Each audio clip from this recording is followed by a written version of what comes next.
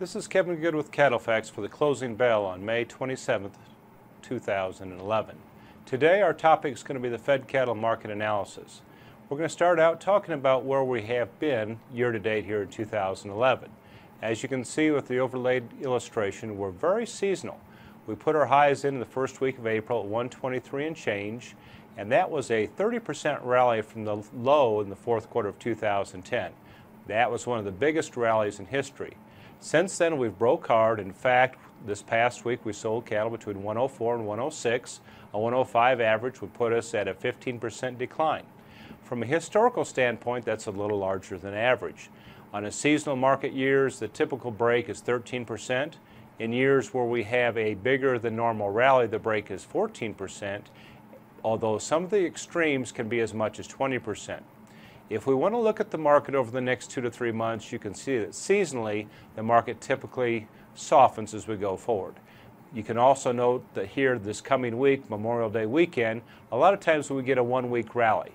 We would not be at all surprised if we don't get a rally over the next 1 to 2 weeks. We are underpriced if we looked at the relationship between live cattle and the beef complex. And because of that, look for a little bit of a bounce over the next 10 days.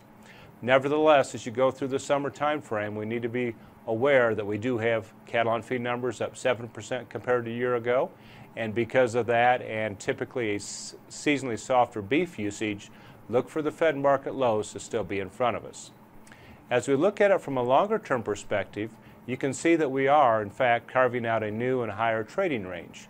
This spring, the first part of April, on a weekly average, we got over 123. On a monthly average, we got up to 120 in April. As we come back here in May, our average is going to be about 110. So we've seen the top side of that range. A couple points I'd like to make out. If you go back into 1979, again in 2003, the years where we had breakout years to establish new and higher ranges, we didn't come back and take out those peaks for a number of years. So what we've done this spring could very well hold us for a couple years. After that, you go back and test what used to be the resistance area, now turns to support from a longer term standpoint, and that's back around $1 plus or minus.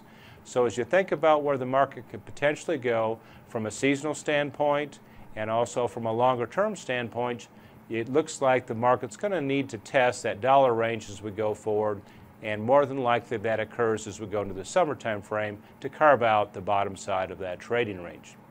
Thank you.